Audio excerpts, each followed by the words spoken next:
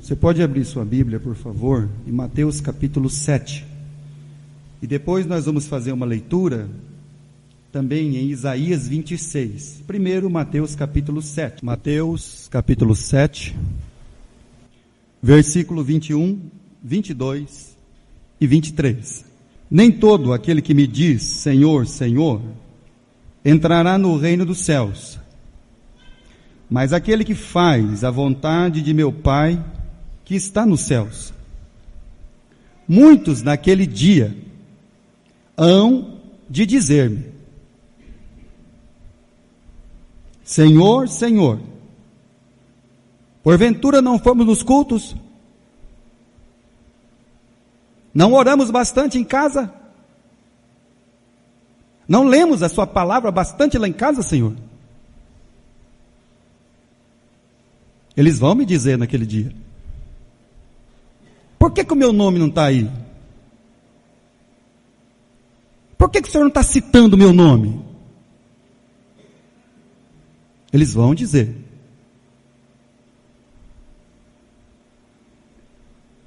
Porventura, não temos nós profetizados em teu nome? E em teu nome não expelimos demônios? E em teu nome não fizemos muitos milagres? Então lhes direi explicitamente, nunca vos conheci. Apartai-vos de mim, os que praticais a iniquidade. Isaías capítulo 26, versículo 16 ao 18. Isaías capítulo 26, versículo 16, 17 e 18. Senhor, na angústia te buscaram, vindo sobre eles a tua correção.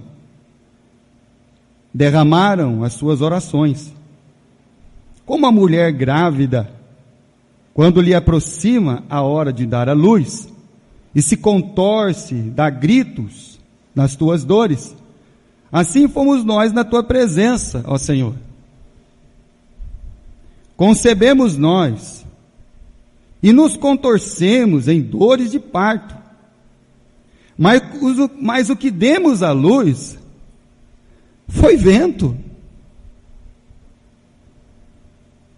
Não trouxemos à terra livramento algum,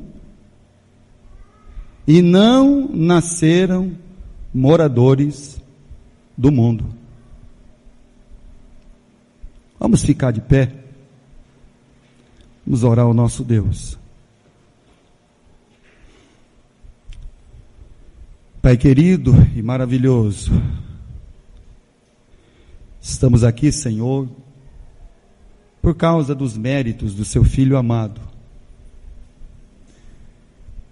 Obrigado pelo o Espírito Santo que em nós habita e que intercede, Senhor, diante das nossas orações, porque não sabemos como convém orar. Mas eu peço, Pai querido, que o Senhor nos ajude. Perdoa, Senhor, a multidão de nossos pecados e nossas transgressões. Abençoa, Pai, cada vida, cada alma. Nesta noite, Senhor, aqui presente. Fala ao nosso coração, Senhor. Quebranta a nossa vida. Cuida, Senhor, dos enfermos, dos necessitados, daqueles que estão de viagem, daqueles que porventura, Pai, algo os impediu de estarem na tua casa. Mas nós estamos, Pai, clamando pela vida deles. Ajuda-os, Senhor. E nos ajuda também, Pai. Pai amado, que a sua palavra, ela fale ao nosso coração e à nossa vida. E que possamos mesmo, Pai, sair da sua casa, transformados pela sua palavra. Obrigado, Senhor, pelas crianças que tivemos aqui nesta manhã. Obrigado, Pai, pela vida de cada uma delas. Abençoa, Senhor, a família de nosso irmão Hélio, a sua esposa, a Sueli, seus filhos, Senhor. O Senhor esteja cuidando dele, Pai, e derramando sobre ele a sua maravilhosa graça. Pai querido, abençoa também, Senhor, nosso irmão Francisco, lá de Ferraz de Vasconcelos, que passou aqui nessa manhã, Pai, para nos ver. Abençoe ele, Pai, com a sua família. Pai querido, derrama sobre nós, Senhor Deus, a sua graça. E nos ajuda, Senhor, a ouvir sua palavra e ser, Pai, transformado por ela. É em nome de Cristo que oramos, sempre agradecidos. Amém, Pai Celestial. Podeis sentar. Essa passagem de Mateus, capítulo 7, desde a minha conversão,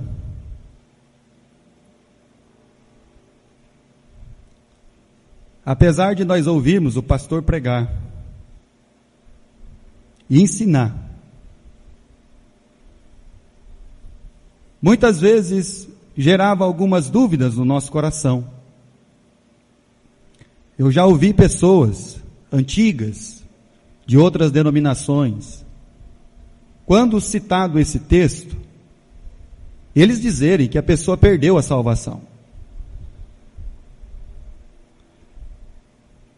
Ele era salvo, e aí se tornou perdido, ficou perdido. Outros diziam que essas pessoas aqui eram de Deus, mas fizeram alguma coisa errada, pisaram na bola, e Deus então tirou elas do caminho. Quando nós lemos a palavra de Deus, o próprio Jesus diz que não é que essas pessoas foram salvas e depois se tornaram perdidas, ou que Deus havia conhecido elas e depois dado um chute nelas. Não, a palavra é bem clara: nunca eu conheci você, eu não te conheço. E aí você vai notar uma coisa, que no final do versículo 21, Jesus ele diz que tem uma vontade de meu Pai que está nos céus. No final do versículo 23, tem a palavra iniquidade. Então, entre a vontade e a iniquidade, tem prática. Prestaram atenção? Vou falar de novo. Entre a vontade do Pai e a palavra iniquidade, que significa perversidade, pessoa perversa. Então, você entende uma coisa, que Deus, Ele não quer que ninguém fique bajulando Ele como Deus.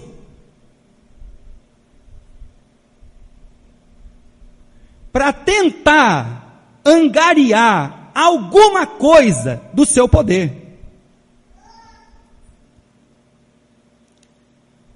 Jesus, Ele veio revelar o Pai.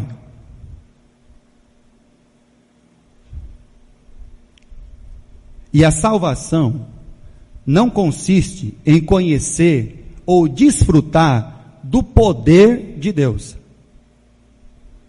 mas sim de quem Ele é e da sua natureza. E aí você vai notar que no meio da vontade, da palavra iniquidade, tem prática. Tem gente lá falando com Jesus, eles vão me dizer naquele dia, eles vão falar para mim, eles vão reclamar comigo, por que que o Senhor não citou o meu nome? Por que que o meu nome não está aí? Eles vão reclamar com Deus. A gente orou muito. A gente expulsou demônio. A gente fez milagre. E aí tem a prática. Mas uma prática sem a vontade de Deus, a única coisa que ela pode gerar é perversidade. E aí nós lemos do livro de Isaías. Eles te buscaram na aflição. Eles se derramaram em orações. Povo que orava muito. E aí Deus está corrigindo. Deus está corrigindo um povo que ora muito. E aí esse povo, para Deus mostrar como que é a figura da coisa, Deus disse assim, eles são como uma mulher grávida, que está lá dilatando, crescendo a barriga, tendo dores, ela sentiu até dores, mas quando foi dar a luz, não tinha nada lá dentro. Tinha vento. Então é um povo que ora muito, lê muito, faz muito,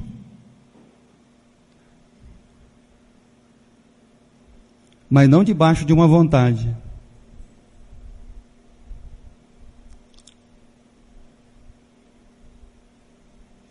E aí o que vai gerar, irmão? Só pode ser uma coisa: perversidade. Que coisa, não é?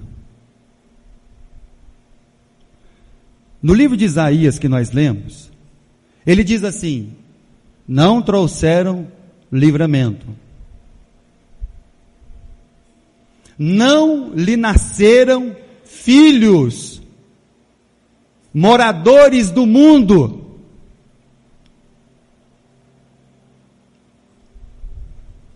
Não gerou um filho de Deus. Então nós corremos um risco sério de você orar muito, jejuar muito, ler muito, mas o que vai gerar de você, sabe o que é? Vento.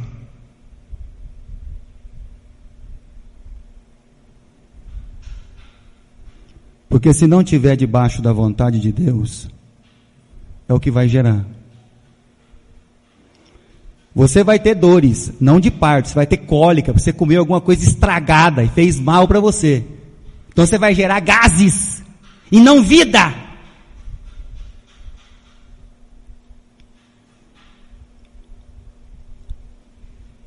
E nós somos chamados para ser uma fonte.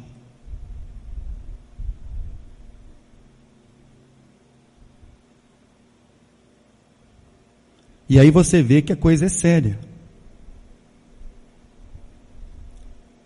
Que coisa impressionante, irmãos.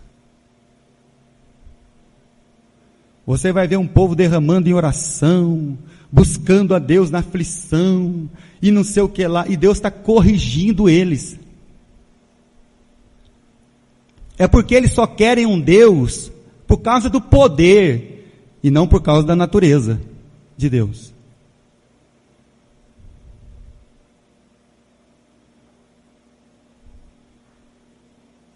E eles vão reclamar com Deus até naquele dia. Por que que o meu nome não está aí?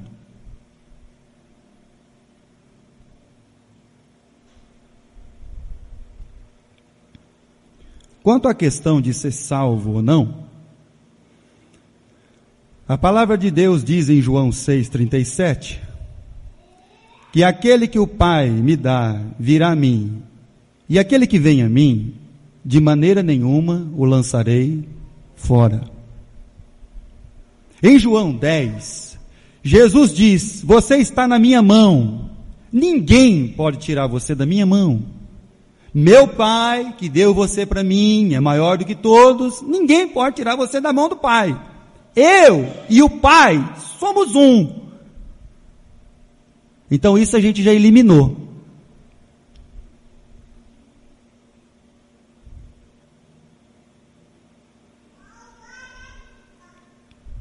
Agora,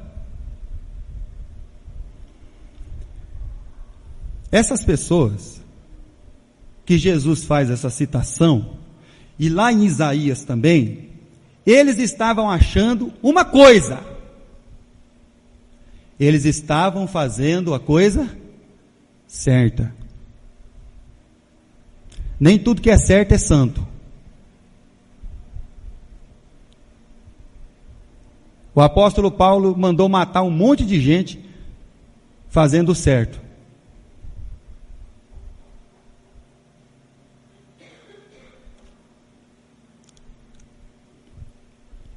Eu quero que você abra a sua Bíblia em Apocalipse, capítulo 2. Acha a igreja de Laodiceia, por favor. Eu não vou abrir a minha Bíblia lá, porque a minha tradução traz a palavra infeliz. Mas tem uma outra palavra aí. A igreja de Laodiceia, capítulo 2 ou capítulo 3 de Apocalipse. E aí você vai ler o texto aí, aonde a palavra de Deus diz assim: vocês acham que vocês são ricos, que vocês têm tudo. Mas aí a palavra de Deus usa, talvez na sua tradução aí, a primeira palavra é infeliz. Mas talvez a sua palavra aí, na sua Bíblia, na sua tradução, traga a palavra desgraçado.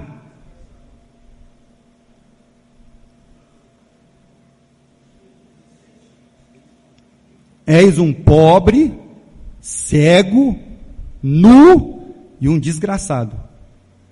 Por que a minha tradução está a palavra infeliz? Porque todo aquele que não desfruta da graça de Deus é um desgraçado.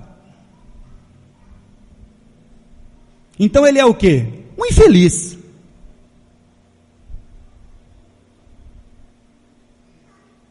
Ele não sabe o que é felicidade.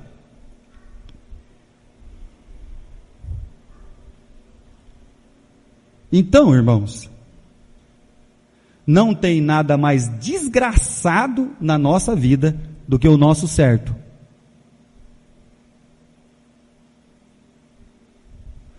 Por causa do nosso certo, nós matamos as pessoas, até mesmo antes dela morrer.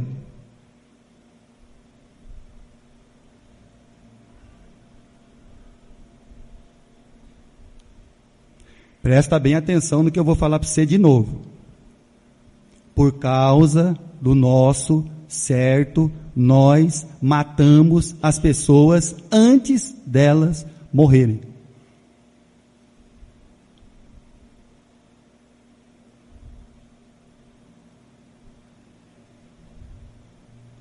E isso é o que, irmão? Isso é equidade? Equidade é justiça. Não, irmão, isso aí é iniquidade.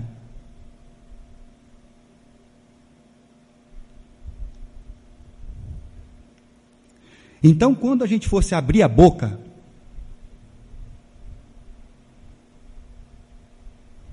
então você tinha que pensar bem.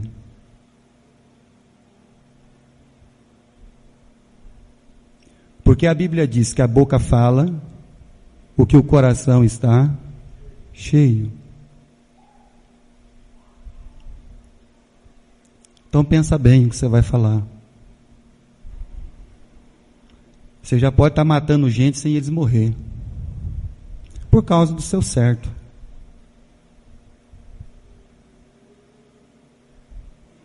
O apóstolo Paulo, na sua defesa, ele diz assim: pelo meu voto, eu encerrei muita gente na prisão, fiz eles blasfemar, foram torturados, foram presos, e muitos foram mortos. Eu achei que eu estava certo. Eu tinha prática de religião, lia a Bíblia, conheço. Ah, é? É, conheço. Orava muito. Ah, é? Mas também matava as pessoas.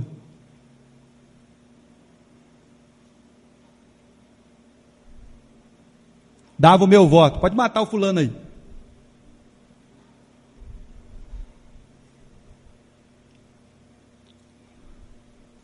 É assim que a gente faz. Quando nós não estamos gerando justiça, mas gerando perversidade. Então a gente mata as pessoas.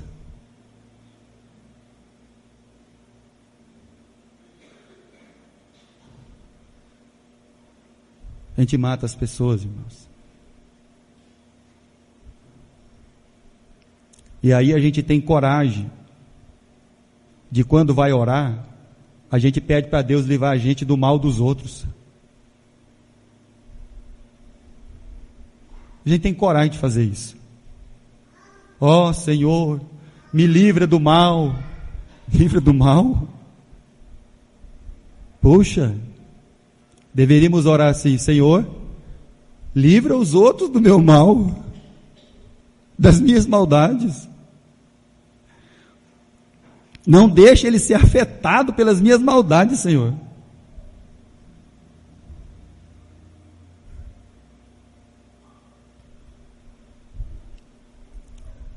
E aí você não tem dores de parto, você tem cólica. Porque o que está dentro de você não é uma vida que vai gerar liberdade em nenhum morador do mundo. O que tem dentro de você é um vento, é um gás.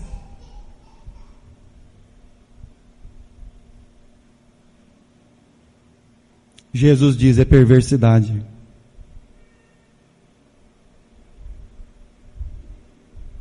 Como a gente tinha que ter cuidado quando a gente vai lidar com uma pessoa.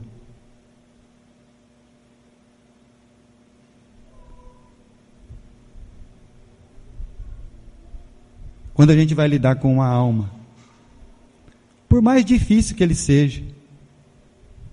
Eu não acho que Pedro era uma pessoa muito fácil de lidar. Eu não acho que João, Tiago, eles eram pessoas assim facinhas de lidar com eles. Porque eles chegam em Jesus, pedem para tacar fogo nos outros.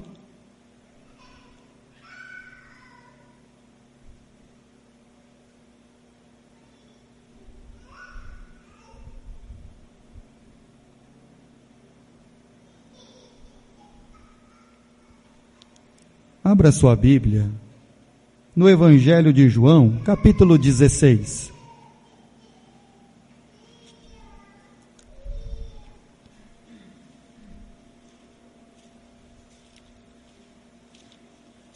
Então nós devemos ter muito cuidado, porque ao invés de nós trazermos livramento, ao invés de nós gerarmos filhos de Deus, moradores do mundo, nós estamos matando as pessoas.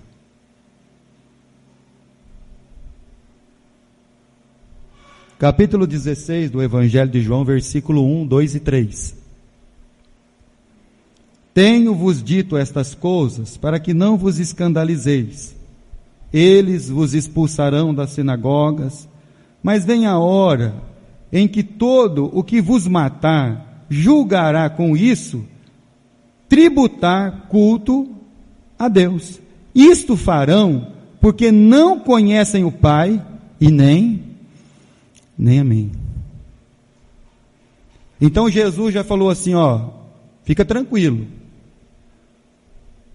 Vai chegar um tempo em que eles vão querer matar vocês, ou vão matar vocês, olha, pensando estar fazendo um favor, um tributo, um culto a Deus. Mas isso é por causa de uma coisa. Não é porque faltou religião para eles. Não, faltou eles conhecer o Pai e a mim, e o Espírito. O que eles podiam gerar da sua religião, dos seus atos de religiosidade, ou como diz o irmão Hélio, das coisas de crente, era só perversidade e maldade.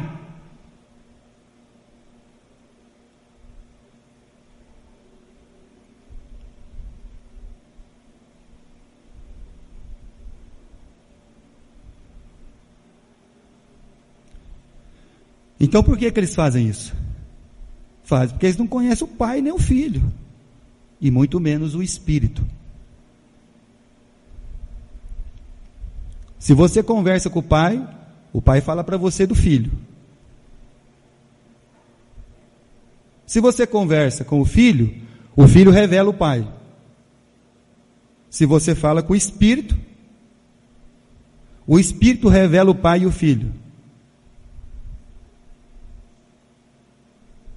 Se você fala com o Filho, ele fala que vai vir o Consolador.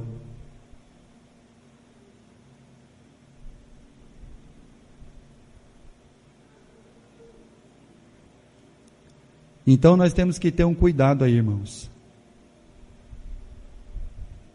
Porque senão, você vai sentir dor, mas é cólica. Você vai ter as práticas, mas a única coisa que vai gerar vai ser iniquidade. Sem a vontade de Deus, é iniquidade. Capítulo 7 do Evangelho de Mateus, versículo 14. Aí quando você vai para o texto, e o contexto,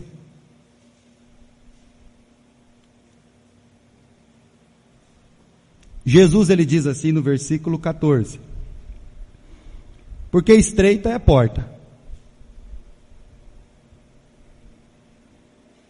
e apertado o caminho que conduz à vida, são poucos os que se acertam com ela. Por que a porta é estreita? A porta é estreita pelo simples fato de que só para você chegar na porta é pela vontade de Deus. Jesus diz no Evangelho de João 10, versículo 9, coisa de criança, de escola bíblica: eu sou a porta, quem entrar por mim salvar-se-á, entrará e sairá e achará pastagem. Só para você chegar na porta é pela vontade de Deus. Para você passar pela porta é pela vontade de Deus. E com as suas vontades jamais você passa pela porta. Porque a porta é estreita, porque só vai passar uma vontade ali, a de Deus e não a sua, não a minha. A porta é estreita, irmãos, porque só passa uma vontade, é de Deus. Então por isso que aquele que não faz a vontade do meu Pai, ele vai gerar uma coisa, o quê? Perversidade. Ele não passa pela porta. Porque a porta é estreita. O caminho é apertado. E Jesus diz: eu sou o caminho.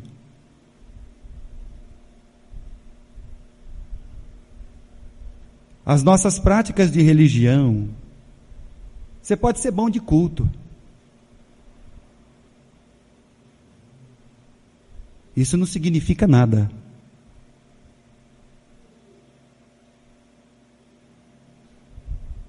Se isso não estiver alinhado com a vontade de Deus, a única coisa que vai gerar na nossa vida é perversidade. E não equidade.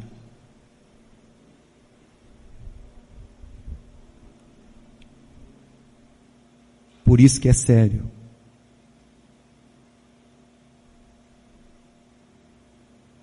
A porta é estreita. Capítulo 7, versículo 15. Já falou que a porta é estreita, só vai passar uma vontade. Versículo 15. Acautelai-vos dos falsos profetas, que se apresentam disfarçados de ovelhas, mas por dentro são lobos roubadores. Ele até se parece com uma ovelhinha. Faz até um balidinho de ovelha. E quem sabe, é uma ovelha mesmo. Porque dentro da salvação, Deus não veio transformar bode em ovelha. Bode vai ser bode. Só tem dois tipos de ovelha. A salva, que está no aprisco, e aquela que está perdida, que precisa ser encontrada. O grande problema é que muitas vezes a ovelha que está perdida, quando ela nasceu, foi colocado na cabecinha dela que ela era um lobo.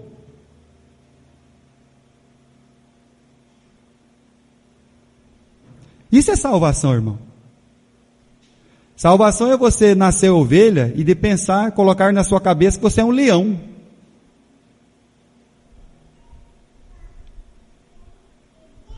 É que nem nasceu um menino e você fala para ele que ele é uma menina. Ele é um menino. Nasceu uma menina, é uma menina.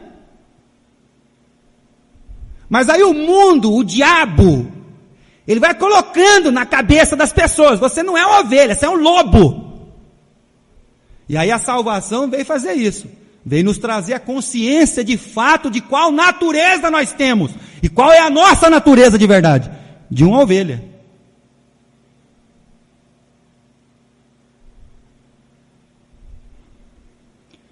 Mas quando a nossa natureza não é transformada, eu posso até ter algumas práticas de ovelha, mas ainda dentro de mim eu penso que eu sou o quê? Um lobo. E estou pronto para atacar o dente. Estou pronto para te unhar. Então aí tem uma ovelha com uma natureza errada. Então ela precisa ser salva. Precisa se converter ao Pai Celestial, ao Filho, o Espírito. Então trazer ela de novo a consciência de quem ela é, ovelha.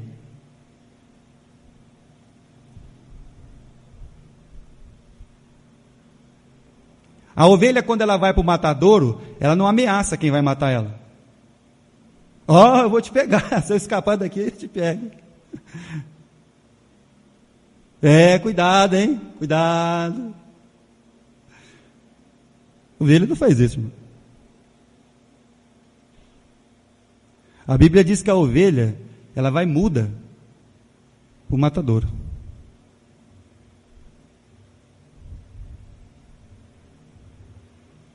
Que ela sabe quem ela é. Ela sabe qual é a sua natureza.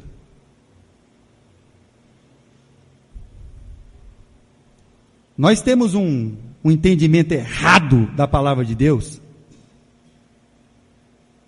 que quando a Bíblia diz assim, que Jesus fala, deixo-vos a paz, nós achamos que paz é tranquilidade. É a gente não ter problema de saúde, a gente não ter problema de dinheiro, a gente não ter problema na família, a gente não ter problema com ninguém. Isso para nós é o entendimento de paz.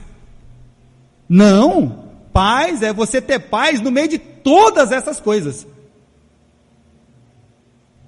Tudo isso acontece ao mesmo tempo com cada um de nós. Aí sim, aí eu quero ver a paz. A paz não é estar tudo bem com você. A conta do banco está cheia, está tudo bem, legal, todo mundo com saúde, ninguém nem fica resfriado. Não. A paz é justamente ao contrário. É no meio de todas essas coisas. Aí eu deixo-vos a paz.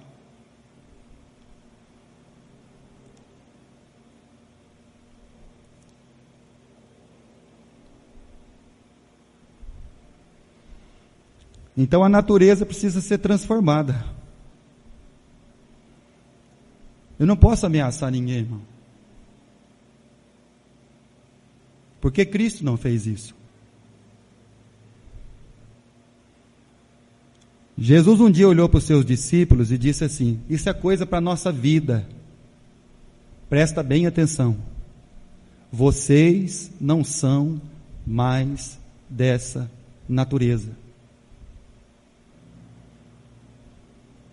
Quando Jesus falou dos dois construtores, capítulo 7, versículo 24, 25, 26 e 27. No final do versículo 25, ele usa a palavra rocha. No final do versículo 26, ele usa a palavra areia. Agora eu quero fazer uma pergunta para você. Você vai comprar uma casa. Você não viu ela construindo. Mas a partir do chão, as duas são iguais. Tem a mesma aparência, a janela, a telha, a tintinha está nova, está tudo cheirando novinho, está tudo bonitinho. Então qual que é a diferença? Qual que é a diferença aqui? A diferença estava na natureza do construtor.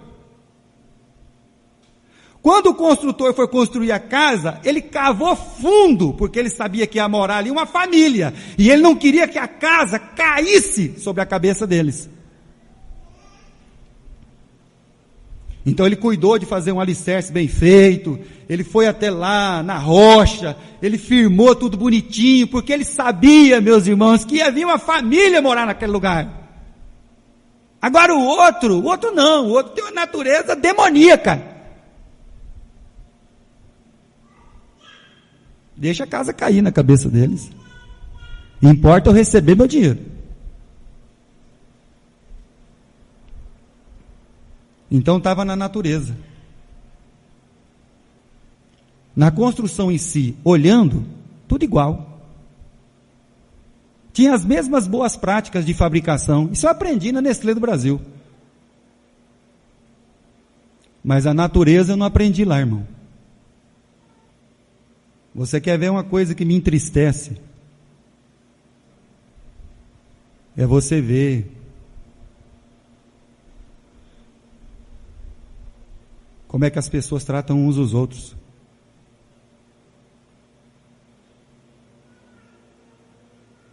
Isso é uma coisa que me entristece, irmão.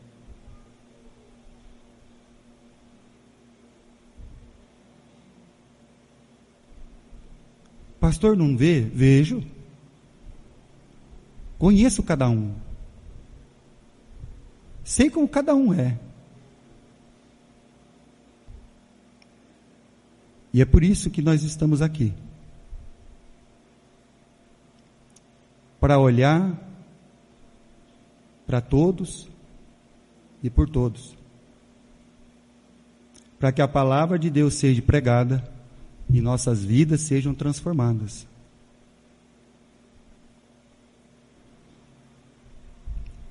Por isso, ao invés de gerarmos virtudes, está saindo vento. Ao invés de gerarmos equidade, está saindo perversidade. Então nós não estamos trazendo livramento e muito menos moradores do mundo. Então por isso que devíamos mais ouvir a palavra de Deus. Falar menos. Jesus olhou para os seus discípulos, depois que terminou a ceia. Eles estavam discutindo para saber quem seria o maior. Vocês não são mais assim. Essa não é mais a sua natureza.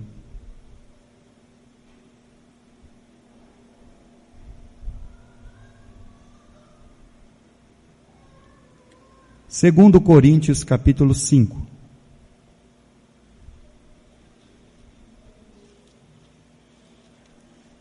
Ao invés de gerarmos virtudes,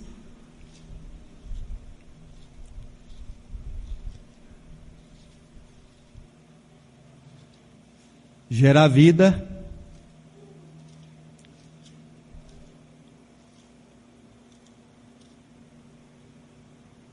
não é isso que está acontecendo. Capítulo 5, verso 17. E assim, se alguém está em Cristo, ele já tem uma nova natureza. Ele já foi revelado que ele é uma ovelha. Ele nasceu ovelha. Quando ele cresceu, ele perdeu o entendimento ali de ovelha. Falaram para ele que ele era um rinoceronte, um hipopótamo, um elefante. Mas ele é uma ovelha. Um lobo, um leão, um urso. uma jararaca. Não, você é uma ovelha, filho. Você tem a natureza de ovelha. Agora você tem entendimento que você é uma ovelha e você precisa ter a natureza de uma ovelha.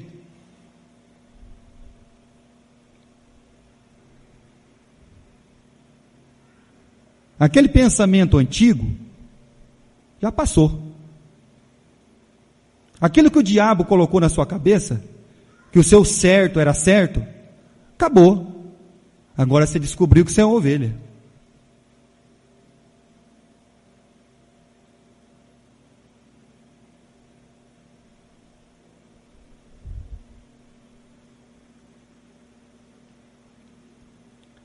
Eis que agora você tem um entendimento novo de quem você é. Então você não quer matar mais as pessoas. Você quer salvar elas. Você não quer que elas morram. Você quer que elas vivam.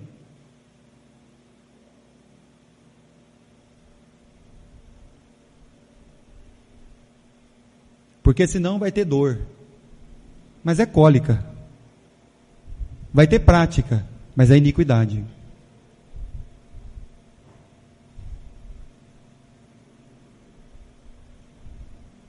Gálatas capítulo 5, para nós encerrarmos.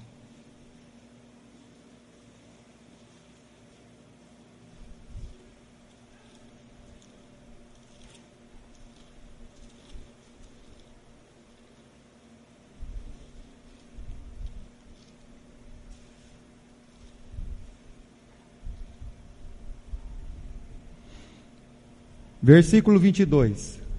Virtudes.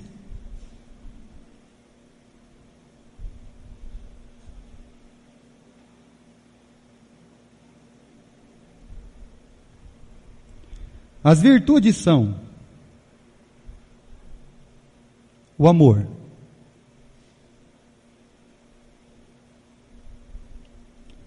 Deus, Ele é um Pai que nos ama, mas que não faz nada do que a gente quer, mas ainda assim Ele nos ama.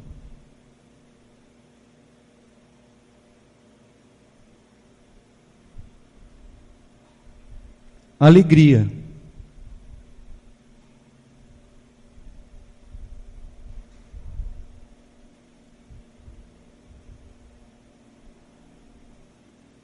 Alegria. Paz.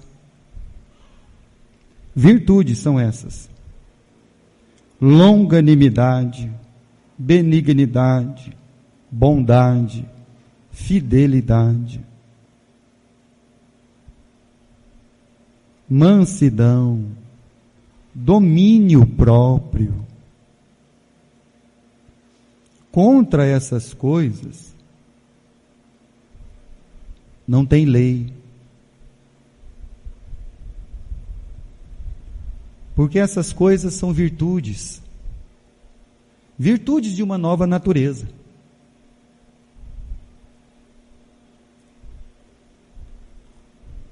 Virtudes daquele que agora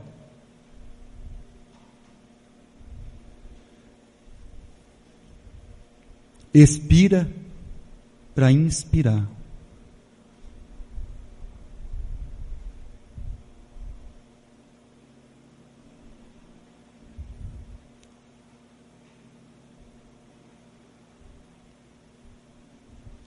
Por isso que nós devemos, irmãos, tomar muito cuidado.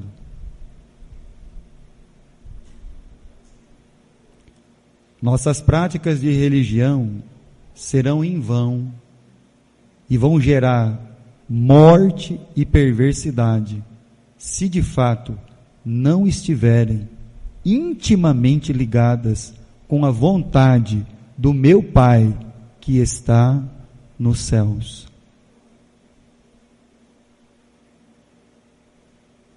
Nós vamos separar bons amigos.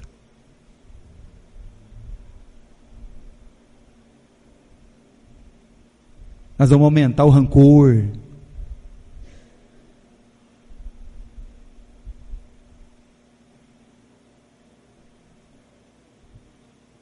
nós vamos suscitar ira.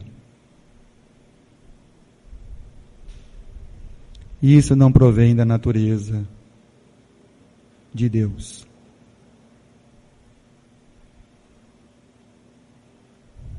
Jesus, ele diz, por que eles fazem isso? Porque não conheceram nem o Pai, nem a mim. Eles ainda estão achando que são lobos.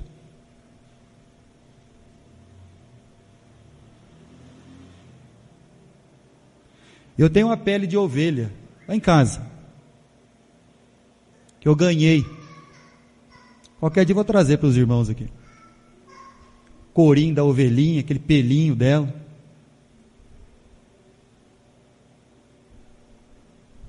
E aí o irmão, quando foi embora, ele escreveu assim no coro: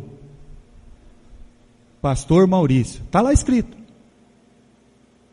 as ovelhas estão longe do aprisco.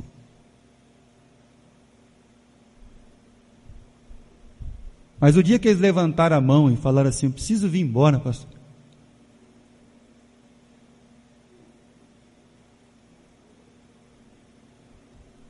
Vamos trazer as ovelhas para o aprisco.